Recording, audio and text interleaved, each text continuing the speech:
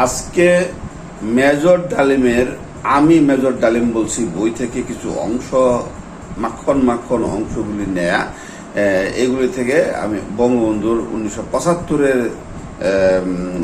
যে সময়টা তার শাসনামল, সেই সময়ে আওয়ামী লীগ নেতারা কত বেপরোয়া ছিল এবং আর্মিদের সাথে তারা খারাপ ব্যবহার করত এবং খারাপ ব্যবহার করতে দ্বিধা করতো না, এই বিষয়গুলি তুলে ধরবো। অনেকেই বলতেছেন যে শেখ হাসিনা আর্মি অফিসারদের মারা ফেলাইছে বিডিআর বিদ্রোহের মাধ্যমে।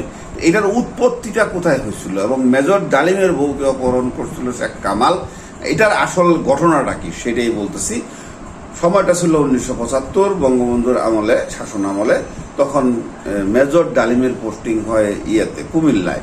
সে কুমিল্লাতে যে অভিযান চালাইছিল, এখানে অনেক আর্মি আওয়ামী লীগের নেতা কর্মীরা অনেক ধরপাকড় হয়েছিল, তাদের উপরে অত্যাচার হয়েছিল। তো সেইখান থেকেই হইল আওয়ামী লীগ এবং আর্মি অফিসারদের উপরে, মানে এই মেজর ডালিমের সাথে বঙ্গবন্ধুর যে দূরত্বটা তৈরি হয়েছিল ফ্যামিলির, সেইটা নিয়ে কথা বলবো। অফিসার ক্লাবে মেজর ডালিমের খালাতো বোনের বিয়ে হয় ইয়ার সাথে, কর্নেল রেজার সাথে। এর মধ্যে মেজর ডালিমের শালা বাপ্পি আসে কানাডা থেকে। তো এখানে আমন্ত্রিত অতিথি অনেকেই হুমরা সুমরারা ছিল আওয়ামী লীগের। তার মধ্যে প্রধান একজন ছিল রেড ক্রসের চেয়ারম্যান গাজী গোলাম মুস্তফা। সে তার দলবল নিয়ে আসছে বিয়া খাইতে। এর মধ্যেই ওই অনুষ্ঠানে কর্নেল মেজর ডালিমের শালা বাপ্পি আসছে কানাডার থেকে, বসছে ওখানে। তো গোলাম মুস্তফার ছেলেরা তার চুল ধরে হইতে উঠাইছে, তুই এখানে বসতে পারবি না, এখান থেকে উঠা যায়। এই হইল মেজর ডালিমের সাথে বঙ্গবন্ধুর ফ্যামিলির সাথে যে গ্যাঞ্জামটা লাগছে, এখানে হইল উৎপত্তি। আচ্ছা, তারপর এই হট্টগোল শুনিয়া মেজর ডালিম আসলো। আসার পরে তারা মেজর ডালিমকে ধইরা নিয়া ওই মাইক্রোতে উঠাইতেছে। এর মধ্যে ছিল নিম্মি, মানে মেজর ডালিমের যে ওয়াইফ, এবং ওই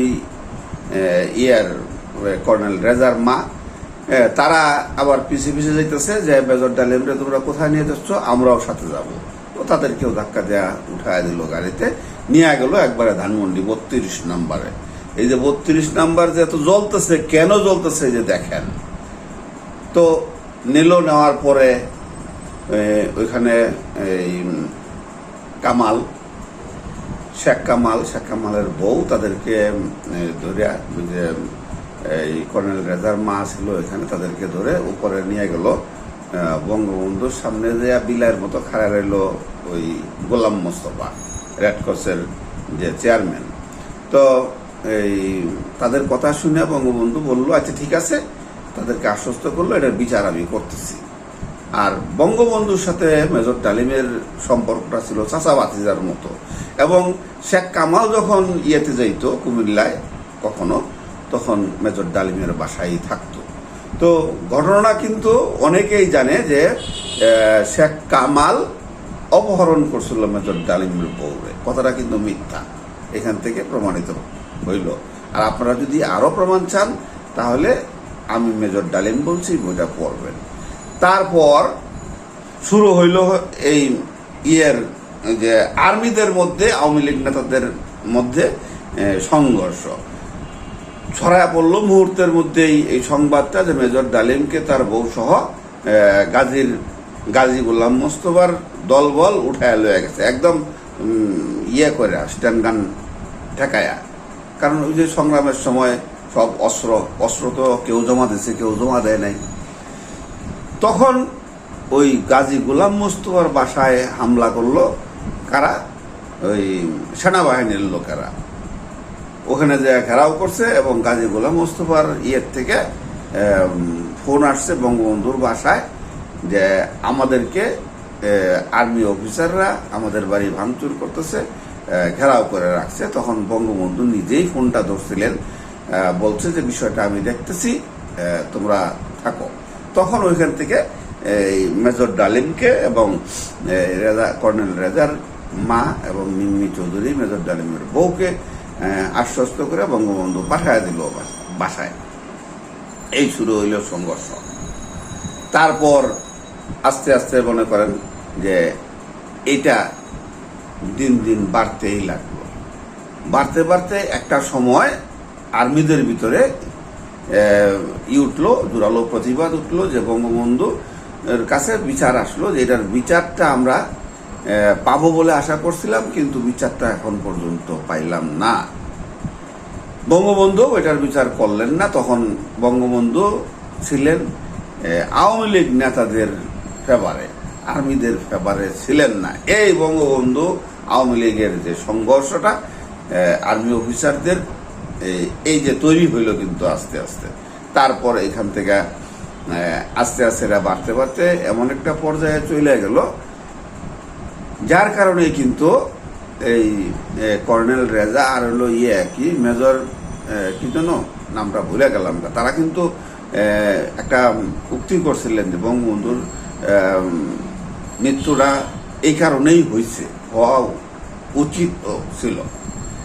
কারণ বঙ্গবন্ধু যদি তখন এই বিচারটা করতো আওয়ামী লীগ নেতা ওই যে গোলাম মোস্তফার এবং গোলাম মোস্তফার পোলাপানদের, তাহলে কিন্তু এটা হয় না।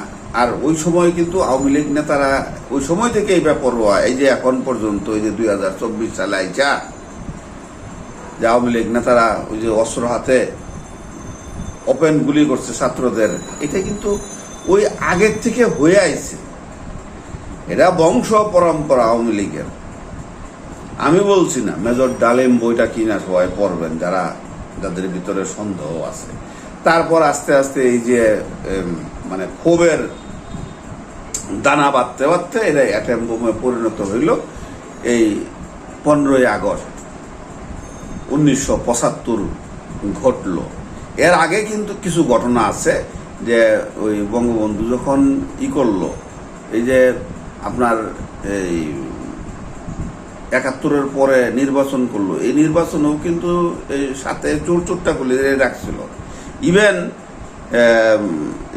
খন্দকার মুস্তাক আহমেদ কুমিল্লার থেকে দাঁড়াইছিল, শিল্পমন্ত্রী হয়েছিল, যে মুস্তাক আহমেদ রে এই রাষ্ট্রীয় হেলিকপ্টারে যাইয়া বঙ্গবন্ধু ওইখানে যাইয়া ওই কেন্দ্র তদারকি করে আইছে বঙ্গবন্ধু নিজে। তো রাষ্ট্রীয় হেলিকপ্টার তো ব্যবহার করার কোনো নাই, পারমিশন নাই। কারণ বঙ্গবন্ধু তখন তো আর সরকার না, সরকারে যখন আসবে তখন না সরকারি জিনিস ব্যবহার করবে, কথাটা বুঝছেন তো? এই হলো পরিস্থিতি। তারপর যখন ওই যে 15ই আগস্ট আসলো, ওই যে বজলুল হুদা, মেজর হুদা যে ডাইরেক্ট গুলি করলো, তখন কিন্তু ওই যে মেজর ডালিমকে যে বলা হইতেছে যে মেজর ডালিম এই হত্যাকাণ্ডের সাথে জড়িত ছিল, আসলে মেজর ডালিম এই হত্যাকাণ্ডের সাথে জড়িত ছিল না। কারণ তার সাথে যে চাচা ভাতিজার যে সম্পর্কটা ছিল, এই সম্পর্কটা সে ধরে রাখছে। তাকে যখন বলা হয়েছিল 15 নম্বরে 32 নম্বরে আটতে, তখন সে 32 নম্বরে যায় নাই, বলছে যে না আমি যাব না।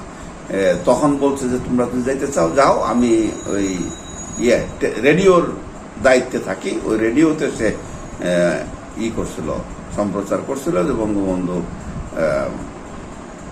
একটা আর্মি রেভলিউশনে অভ্যুত্থানে মারা গেছে, কথাটা বুঝছেন তো? এখান থেকে আমরা যেটুকু মানে আগে শুনতাম সেটুকু আমরা ক্লিয়ার হইলাম যে বঙ্গবন্ধু হত্যার সাথে মেজর ডালিমের কোনো সম্পর্ক নাই। মেজর ডালিম ওইখানে যায় নাই বঙ্গবন্ধুর বাসায় ওই দিনকার। তো অনেকেই বলেন, তাই আমি এই কথাটা বললাম আর কি। পরবর্তী যে বিষয়গুলি আছে সেইগুলি আবার পরবর্তীতে আপনাদেরকে জানাবো।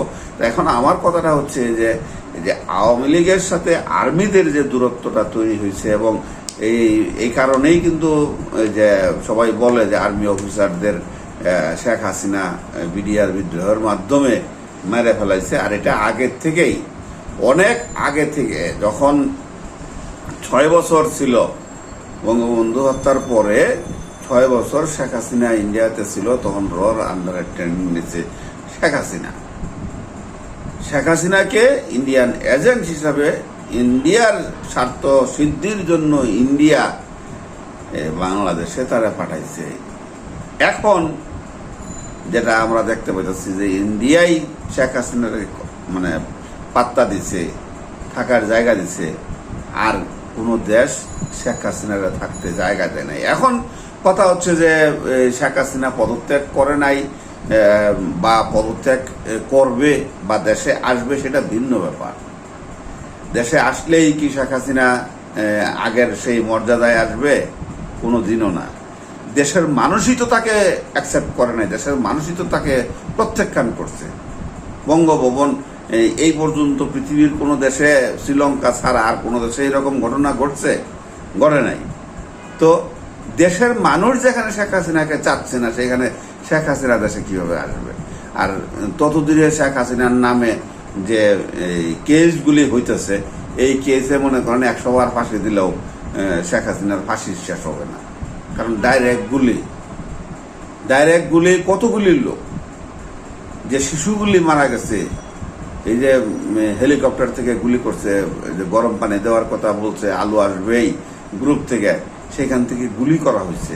তো এই গুলি যে খায়া শিশুগুলি মারা গেছে, তারপরে যে ছাত্রগুলি, তারপরে যে আন্দোলনে জনতারা গেছে, সেই জনতারা যে মার খাইছে, মারা গেছে, শহীদ হয়েছে, সেই লাশ তো আমরা দেখছি যে ভ্যান গাড়িতে উঠাইতেছে কারি কারি, ওই সাজুয়া জান থেকে যে বাইর করে লাশ ফালাইতেছে, এই যে ইয়ের ডিভাইডারের পাশে ধাপ করে পড়লো, করে উঠলো, এটা তো আমরা দেখছি। তো এই হত্যার দায় কে নিবে? শেখ হাসিনাকেই নিতে হবে, তাই না?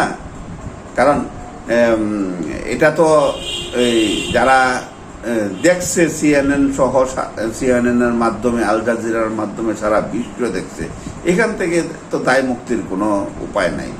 যারাই যত কিছু বলেন, শেখ হাসিনার চলে যাওয়াটা একটা আওয়ামী লীগের জন্য একটা কলঙ্কজনক অধ্যায়, শেখ হাসিনার জন্য একটা কলঙ্কজনক অধ্যায়।